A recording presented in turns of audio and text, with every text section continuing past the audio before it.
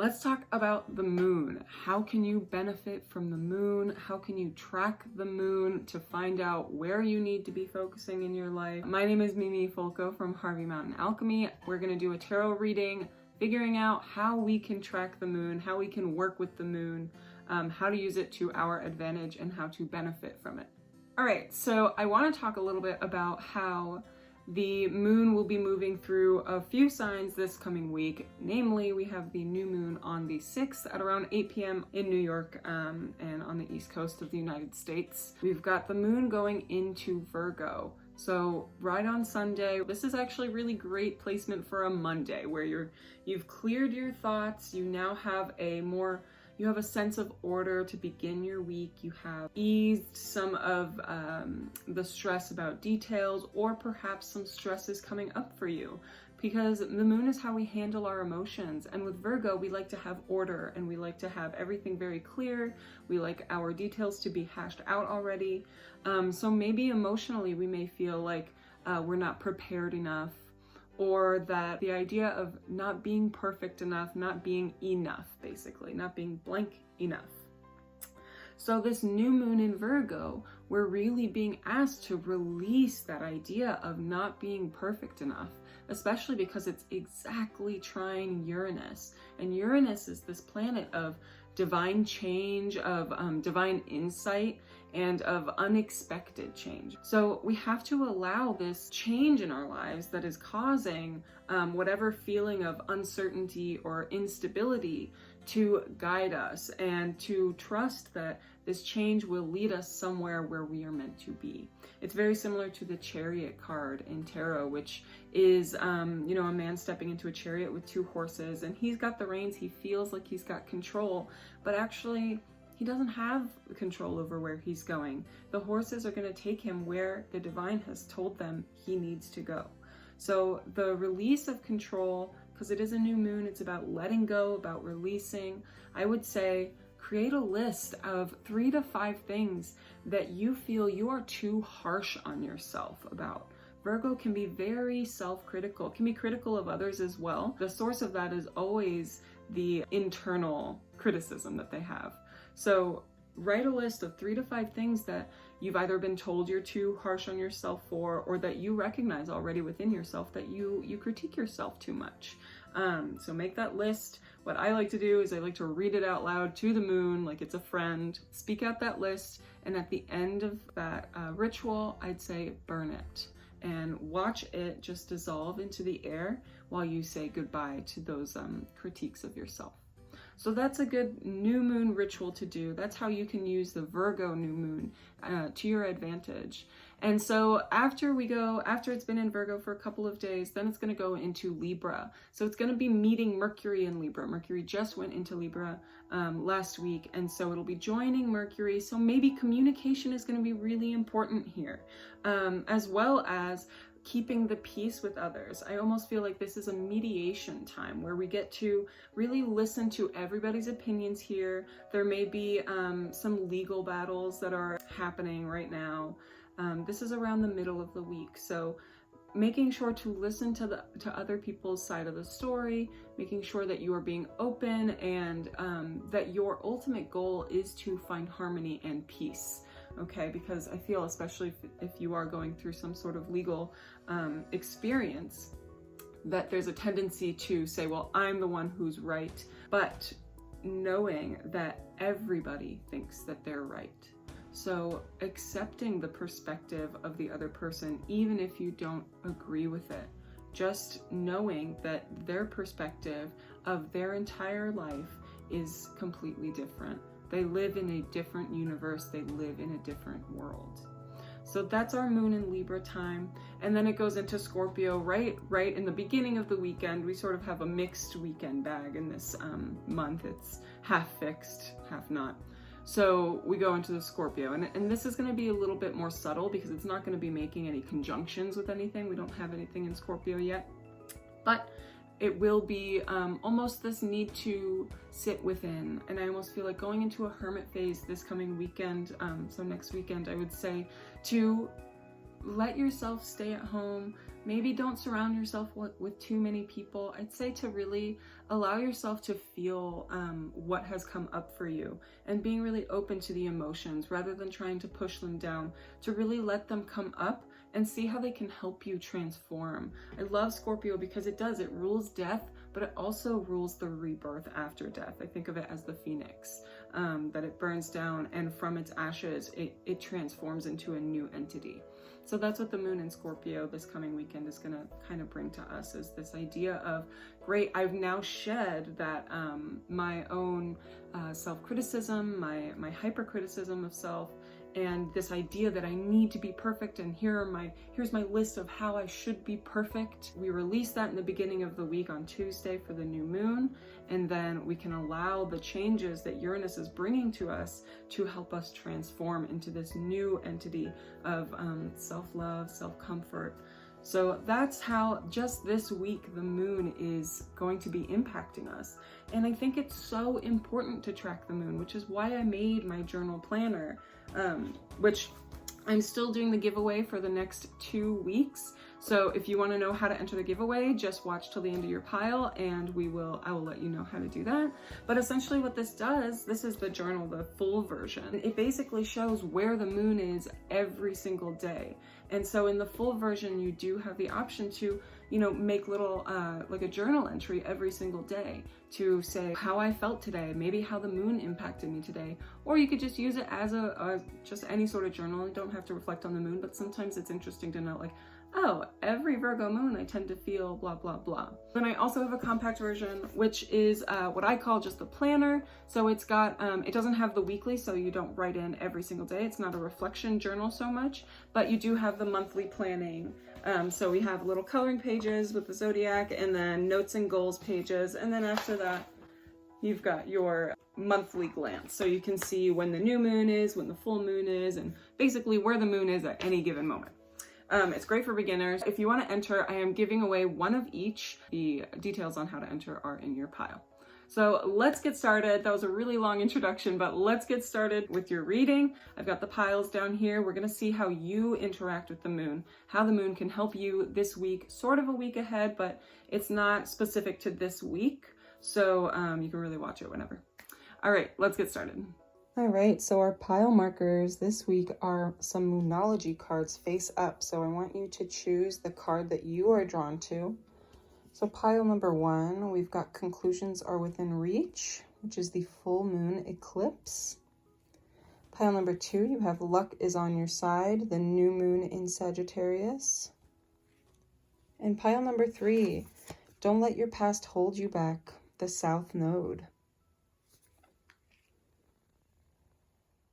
All right, pile number 1, we've got your Conclusions Are Within Reach, a full moon eclipse. So the full moons typically are at like the pinnacle of manifestation, or something is coming to its highest point. The energy is really high. It's really focused on this, whatever it's focusing on. And with the eclipse, it's the nodes are involved as well, which are these two, the moon's nodes are our destiny essentially, and maybe our karmic past and what we no longer need, although it's always available to us. But there's always the north node, which is where we are meant to be focusing on, who we are meant to become in this lifetime, what we are meant to achieve. So the full moon eclipse is this great amalgamation of this energy of this is what you're meant to do. So that's what we've got bringing you up here. So conclusions are within reach. That's great. So I want to talk about what the moon even means to you. You know, how you can relate to the moon, what it signifies for you. The Three of Swords. So the Three of Swords is the heartbreak card, right? And the moon signifies, or it represents our emotion. It represents our emotional maturity. It represents how we deal with our feelings. It represents how we nurture, how we make others feel cared for, and how we feel the most cared for. So your current outlook on the moon is this Three of Swords. Feeling like maybe you aren't being nurtured right now. You aren't being cared for in the way that you need to be. How you feel about the moon is almost like there's this distrust of what the moon is doing for you. And I would think about, you know, that really screams Scorpio to me. So whenever the moon is in Scorpio, to really play with, who am I not trusting right now? Where am I placing my loyalties? Or if I'm not, why am I not putting my loyalties anywhere? I can only trust this self. That's what I'm really feeling here. Is that's how I feel about the moon. That I can only trust myself to take care of me. So let's see what old patterns we need to release.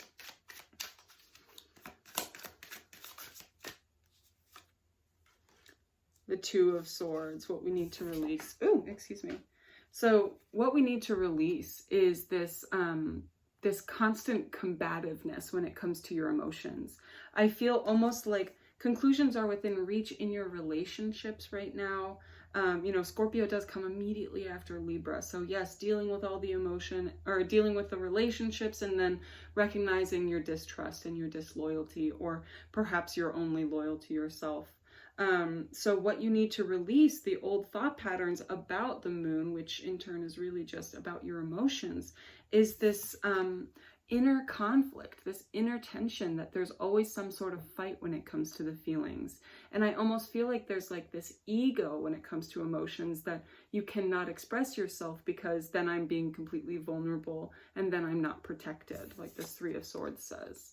So we need to release that idea of, if I express my feelings, I am not protected. Because if you express your feelings in a safe space with people that you do, I feel like there are people in your life that you can trust. There's just trauma that maybe you haven't been able to let go of. So let's look at this trauma a little bit, see maybe how we can process it. The High Priestess. So through meditation, through your connection to the divine, and the Messenger, which is the Hierophant in this deck. So how you can best release this trauma, or how you can best process, right? Because we're not trying to just let go of trauma. Trauma exists. It lives in our bodies. So we do need to release it. But at the same time, first, before we release it, we need to process it. Because if you let go of it without processing, you're not truly letting go of it, because you don't have a full grasp on what it even is. So the best thing, I think, to start off with is this High Priestess, is communication with the divine. It's your meditation practice. It's whatever spiritual practice that you have. I almost feel like you need to look in your natal chart, your birth chart. So looking at your astrology and seeing where you can look for strength. That's what needs to be achieved here, is to recognize that you are so strong. You are so strong, and you can deal with these emotions. It's not about, if I release my feelings, if I tell people how I feel, I'm unprotected. It's more that you feel like if you release your feelings, you're less strong, because it's outside of yourself. Not because you're weak because you have feelings, but just because you are, you know, you're putting a piece of your soul that is within you and you're putting it outside. I feel this very sensitive energy surrounding this, that, you know, we don't speak about what traumatized us very often. And that's okay. It's really okay. That's the way some people process. But I think there is processing that needs to be done further along. And I think it needs to be outside of yourself. I think you need to communicate it out. You need to speak up, because we've got this Messenger card here. So the Messenger is actually the Hierophant, but because it came up in this deck, the Messenger, there's somebody that you need to speak to. I almost think that by speaking to a crowd of people, you're not only healing yourself, you're healing others. And that's Chiron. So I would look in your birth chart, your astrology natal chart, for where your Chiron is, because that's the trauma that we need to, I don't want to bring up trauma where it doesn't need to be, but if you're feeling this tension and this, what is the word I'm looking for? This disconnection from the moon, because it means then you have to, you know, be vulnerable and feel less protected, feel like you have less armor on. There is a need to be comfortable with the moon. The High Priestess is ruled by the moon. So there is a need to speak up about it. I wouldn't be surprised if there's a Chiron in Gemini watching this right now, because they tend to have a difficulty speaking up and feeling like their words are worth hearing by others. So that's how we kind of feel about the moon right now. I want to look at how the moon can benefit you. Let's pick another deck. Let's look at how the moon can benefit you. Instead of focusing so much on our fears of the moon, how can we benefit from it? Queen of Wands.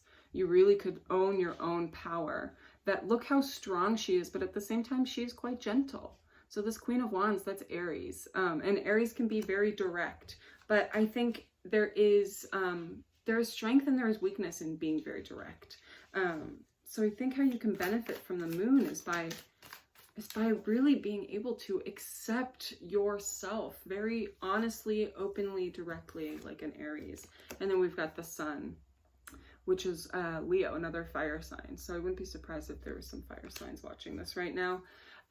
So the sun also, what's great about the sun card is the sun usually is this so joyful and full of life card. And in this one, there's a blinding effect where, yes, it can be so overwhelming and the sun can burn as well. So again, it's that idea of what can be so great is also something you need to protect yourself against. Funny that it's the sun and the moon, these two huge entities. I think there's a lot of comfort that needs to be gained with the self.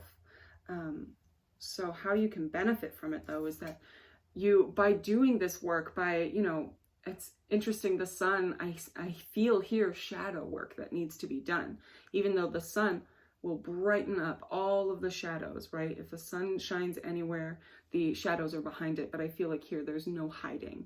There's no shadow that's hiding anywhere. So there's a need to address the shadow so that you can truly live life in that joyful space the sun wants you to live in. It also wants you to express. And with these two cards being Aries and Leo, it's all about the self. These two are all about who I am, how I can express myself, how I can live joyfully, and how I am important. So finding your importance here through the moon, really being able to track the moon, and that is really going to benefit you. So let's see what more we need to know regarding the moon. I mean, considering you chose conclusions are within reach, I feel there is something that is really at its peak with you, for you. So let's see what that is. What is at its peak? We've got the Tower.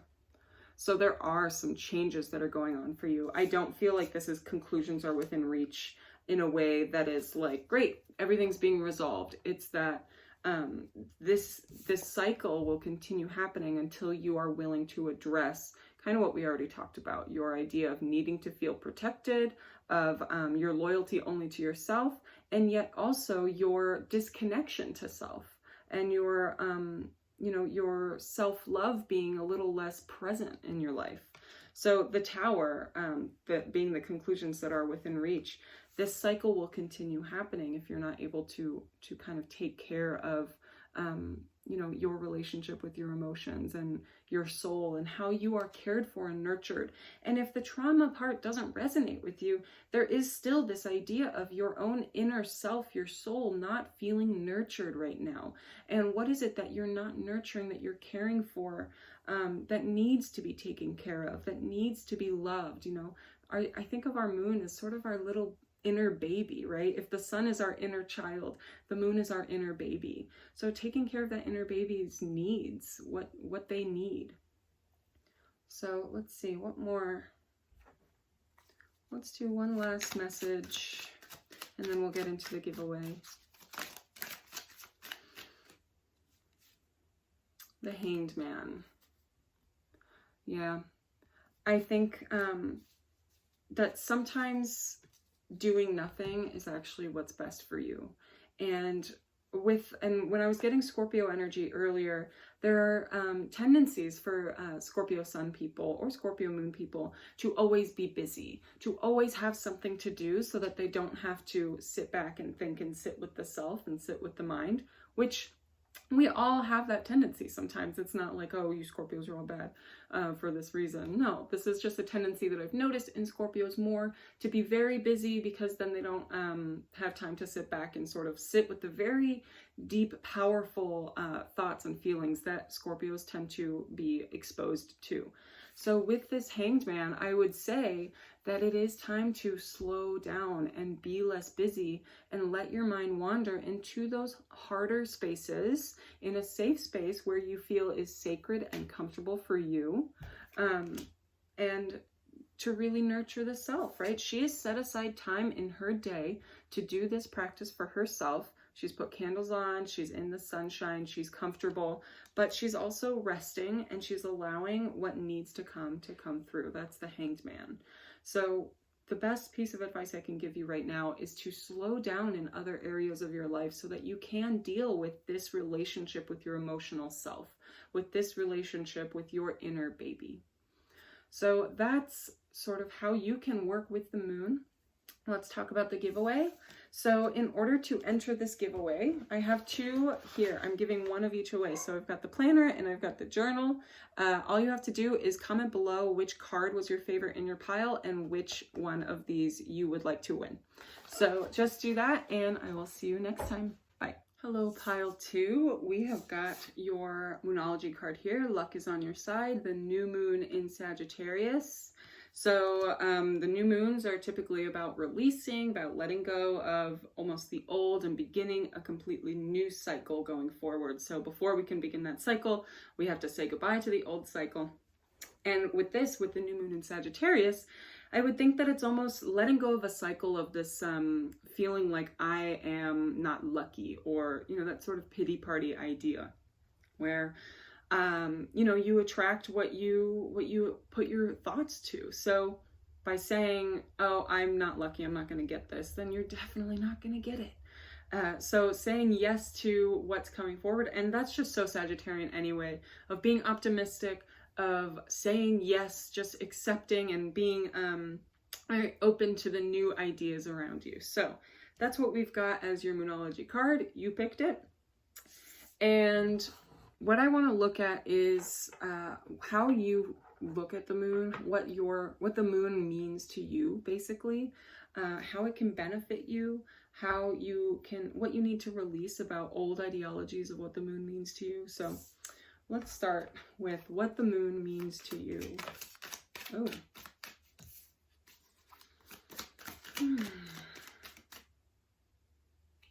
Sorry. Rushing the process. There it is.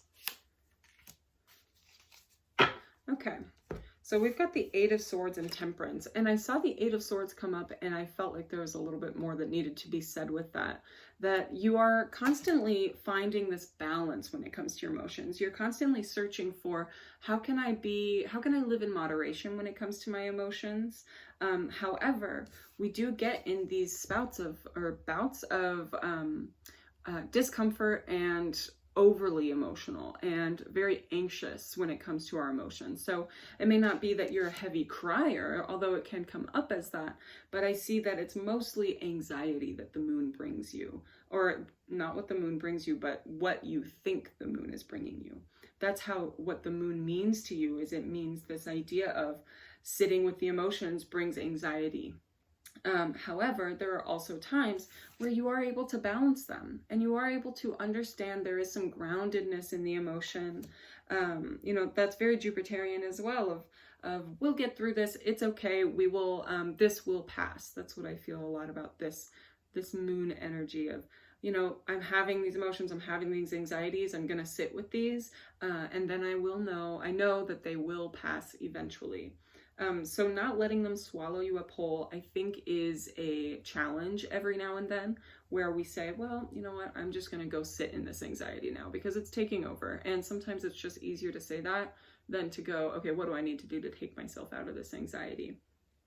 So I think you have a pretty solid relationship with your own feelings, with your own emotions. Like I said in pile 1, the moon is our inner baby. So if the sun is our inner child, the moon is our inner baby. It's what needs to be cared for. It's what needs to be nurtured, loved, what it needs to feel safe.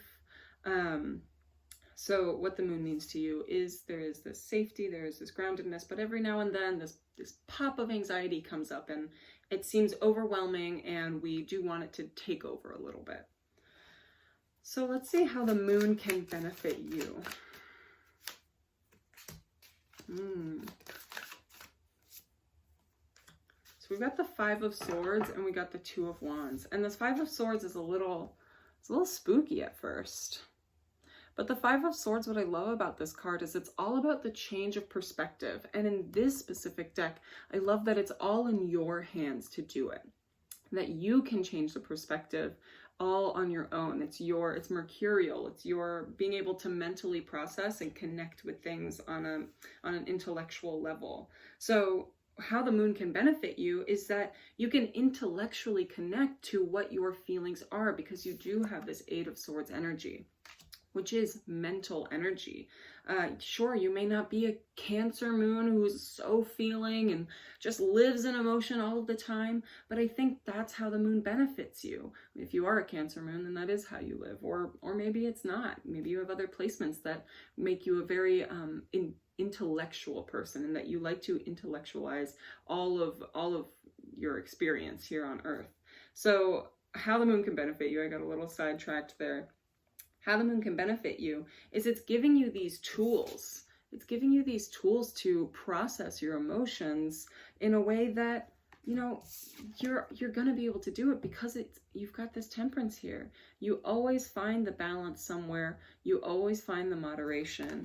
Yes, you are given this anxiety because you do have a very active brain, a very active mind, but that anxiety is also, it's sort of a full circle where the emotions give you this anxiety, but the anxiety gives you the mental capacity to take care of those emotions. And we've got this Two of Wands too.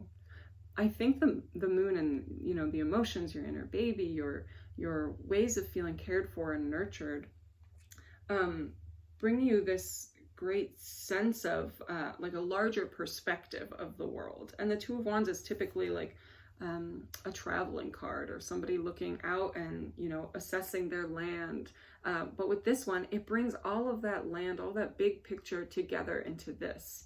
So I'm getting really strong Gemini energy, because we've got the new moon in Sag, and, you know, opposite that is Gemini, and we've got all this intellectualization. And Gemini moons tend to always look at their emotions in a very logical way, because it's an air sign. So by harnessing all of that big Jupiterian energy, that big Sagittarius energy, the big picture, this big perspective when it comes to your emotions, and to be able to bring it in, do the research, analyze, and have the facts like a Gemini would. So that is how the moon benefits you. And some people may see that as cold or distant or disconnected from feeling, but that is your way of processing it. And sure, it may not be everybody's way. It might not work with everybody. You may lose people by accepting that this is, you know, how you process emotion. But the person you have to work towards not losing is yourself. And so by acknowledging that this is how you process emotion, this is how you work with your inner baby, this is how you feel nurtured, is by logically looking at the feelings at hand, then there's this comfort that comes within. And then, as we said earlier, there's Temperance, there's moderation. Know that you can't just go completely cold. You can't just go completely Gemini about it, or completely air about it. You do have to find that groundedness too. So almost finding, it doesn't have to be water sign. It doesn't have to be that really living in emotion, the flow of water. It can be earth, where you're feeling grounded still, because air is so high up. It can be, you know, this flaky energy of, we don't really know what's going on. They're everywhere all at once. So making sure to ground yourself as well, because you can spin yourself into a conversation that becomes a philosophy question about your emotions, which then becomes a hypothetical. So making sure to ground yourself and bring yourself back to earth about what the root of, or what the source of that thought initially was. So say, you know, you've been feeling disappointed because somebody decided to hang out with their friend instead of you. There's that disappointment. Then it brought you to question whether or not you were even worth having as a friend, or, you know, it spirals you into this intellectual conversation, which is fine for you. You need that mental game. You need that, you know, mental activity. But always remember to come back to the source of, oh, right, I was disappointed. I can process that and I can move forward through it all. So let's look at how, let's see, what old, antiquated views of the moon. What deck? I can, always got to pick a new deck. So the antiquated view of the moon that you should let go of. Interesting. Okay. Okay. Right. So we've got the Five of Swords again. So we got the Five of Swords for how the moon can benefit you. And here we've got it for old pattern to be released. And with this one, it's like this vindication, this I win at feelings because I logicked you out of them. It's like, you have to recognize not everybody is going to process emotions the way that you do. And it's great for you to recognize and accept that part of you, but you have to do that work for others as well. That maybe you do have a friend who's a Cancer moon and my God, they feel so hard. And for you, you just want to, show them logically why their emotions don't really make sense. Emotions don't always make sense for everybody. So that's what you need to let go of, is I win at feelings because I can philosophize about them, release that. That's no longer serving you. And then we've got the Devil here, this overindulgence of, again, I almost feel like I win, so I deserve, all of the treats. There is no winning on the best way to process emotion. There are healthier ways to do it, absolutely. But if you need to process them in a very mental way, that's the way that works for you. Never compare yourself to others. Compare yourself to who you were yesterday and who you want to be tomorrow. Okay. So that is what the moon's relationship with you, your relationship with the moon.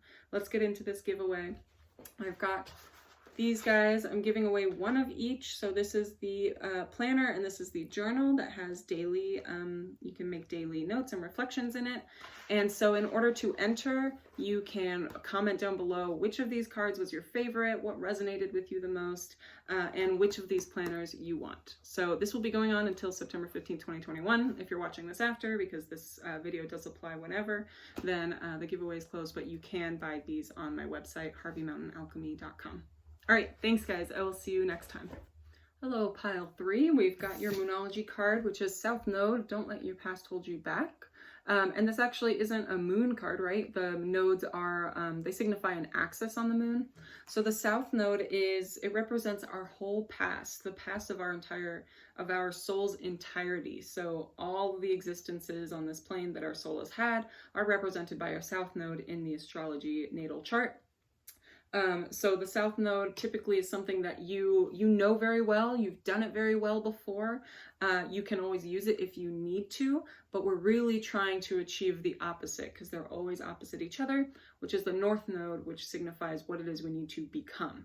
So yes, you are very good at what you used to do, but it might be time to let go of that in order to achieve the complete opposite.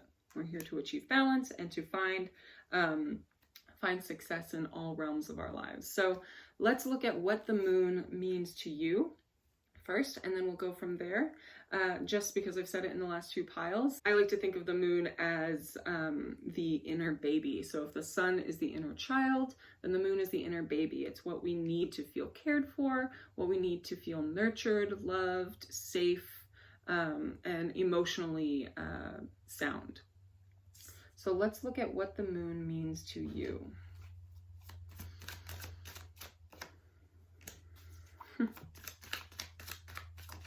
So we've got the 9 of Swords and the 7 of Cups.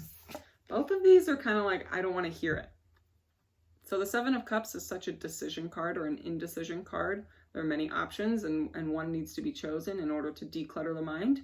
And this 9 of Swords is called the Nightmare card. It is that you're living in a dream state, and that, the 9 of Swords typically says you need to wake up because what you are imagining, what you are building up in your head is actually just a creation that you are building up in your head. It is not reality. You can wake up from your nightmares. So I would say that the moon and what it signifies, so the emotions within yourself, the way you feel nurtured and cared for, doesn't feel very grounded. It feels almost like it's living in this ethereal realm where anything is possible. I do feel really Pisces energy from this because the Nightmare card, Pisces rules dreams. I feel like the moon and your emotions can kind of take you to this whole other place because Pisces rules dreams, and it also rules escapism. It rules taking you away from what we know as reality, what is the conventional norm of reality. So that's why hospitals are ruled by Pisces, rehab centers, ashrams, right? They pull you away from the societal norm of reality and bring you into this alternate reality. So what the moon means to you is this, it's almost like this daydreaming place where you can live in your emotions. You can dream up this new reality that you live in based off how you feel and how you feel nurtured. So I do feel almost like in order to be nurtured, you have to step into this totally different space. This could be a really high anxiety card, or two cards really, because the way the moon makes you feel is it makes you feel highly anxious. It makes you live in this sort of nightmare state of I'm stuck here, which also is pretty Piscean. And this Seven of Cups, this indecision, this inability to decide how you feel, that could be very Libran. So very Libra and Pisces energy here. What the moon means to you. It's bizarre, these two working together, because I'm getting a message and then I'm getting the complete opposite of feeling like you either live so much in this daydreamy state that it's not a very comfortable spot with emotion, but it's something that you know. It's something that you are, that you have experience with being in this daydreamy state. But then there's also this very anxious energy surrounding this as well, where there are so many things that I could think about if I were to start thinking about my emotions and start thinking about how I feel cared for, and I almost don't want to hear it. So let's move on. I feel like that might be clarified a little bit more later on. So let's look at how the moon can benefit you, how you can use the moon, track the moon to benefit you. Got the Five of Wands, the Seven of Cups, and the Six of Wands. So this is the second time we got the Seven of Cups, so I think they're trying to clarify it for me because it was a little unclear. I think for you, emotionally, you need to look at things one at a time. If you begin to allow all of the emotion, like Pisces energy does, there's so much emotion involved with Pisces, so much sensitivity, an overwhelming experience of the world and all of its energies. So it's almost, you have to separate them out, put them all aside, and do one thing at a time. Pick one thing at a time to look at and to process. Because I think with all of the emotions, you may be carrying so many people with you. You may be carrying all of this past. You can't let this past hold you back. That's it. You're carrying everybody else's energy and emotion with you as well, that you need to release everyone else's, put them in their little separate cups like this, and then bring your emotion down and really assess, review, and process your emotions rather than how everybody else's emotions are sitting in your body. We've got this Five of Wands, which to me implies this inner conflict, because there are so many energies at play within you. Your own inner baby is processing so many people's feelings, that there is this conflict of, God, I don't know how I feel because I have 5 different opinions within me, because that's what's been planted. And then to really go with the Six of Wands, which is, I always call it the blank show. So if it's a card I got, I would say it's the Mimi show. So it's about, wiping away all of these conflicting feelings, all of these opinions, emotions that maybe you've absorbed from other people. This is a very heavy empath spread so far. And being able to wipe them all away and say, I'm going to process only my feelings here.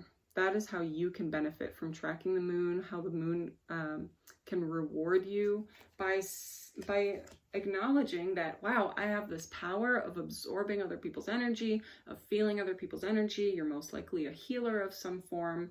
But then to say, now is time for me. Now is time for the Mimi show. I'm going to take care of my feelings. I'm going to wipe away everybody else's and do a little protection ritual so that you feel like you're actually alone in your feelings, that it's not about how anybody else is feeling. You must process your own emotion first. So that's how the moon can benefit you. I want to look at almost like old, antiquated thought patterns that you might have about the moon that need to be released. Oh, hello. We've got the Lovers, yeah. That it's about everybody else. Wow, I'm really seeing here this it's becoming more and more Pisces, but I also do feel these Libra effects of the self-sacrificing, of that martyrdom, or, you know, being, I mean, another form of that, a lower vibration form, is playing the victim, but basically losing sense of self in order for the cause of the good. But you are here as an individual on this planet, right? You're not just cosmic goo up in space. You're here as a human being on this planet to have a human experience and to say that you are worthy and you are important and that you can speak up. The Lovers card doesn't just have to do with romantic relationships. It has to do with all relationships and our contribution to other people in the world. And I think right now what you need to focus on is your contribution to yourself, and saying that I am worthy enough to express my emotion as just mine, and I don't have to fight everybody else's fight while doing it. And that's why I also see that Libra too, because Libra is opposite Aries, which is always like, I am important, this is my message. And Libra tends to, you know, they're the justice of the zodiac. They like to see all sides come together with this, you know, logical portfolio, and then decide what's right. But they tend to kind of forget about themselves a little bit because they don't want to make conflict by saying that they are important. So you need to make conflict. You need to stop sacrificing the self, and you need to say, my emotions are important. And my past, where I've always been so helpful for others, I've always fought for others, you can continue doing that as long as you also set aside time to take care of yourself. You do need to take care of your feelings too, because how can you help others process if you are living in this sort of repressed state of not processing your own feelings here? So let's pick one more card, one or two, I don't know, maybe 8, who knows? I never know. Let's pick some more cards and see what this final message is here, what you really need to hear in regards to nurturing your own inner baby. The 10 of Wands, wow. The 4 of Pentacles, and the King of Cups. Wow, these are stunning. This 10 of Wands is really incredible. Because I have so many decks, I don't always see all the cards, and I don't think I've ever pulled this one. So this 10 of Wands, this final message that it's imparting on you is that it doesn't have to be a burden. You don't have to be a burden. Typically the 10 of Wands is somebody carrying these 10 heavy wands, and it feels burdensome, it feels like so much hard work. But look at how he has these wands on as a crown. You do not have to be a burden. The work that you put in here doesn't have to be a burden.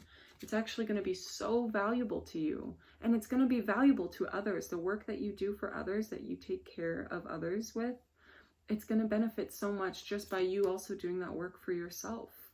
And we've got this King of Cups, which is kind of the therapist card, but being able to master the emotions and being the king of your own emotions, being very comfortable. And I almost feel like this is the beginning of a phase, of the next phase for you, where you are going to be helping others with their emotions too.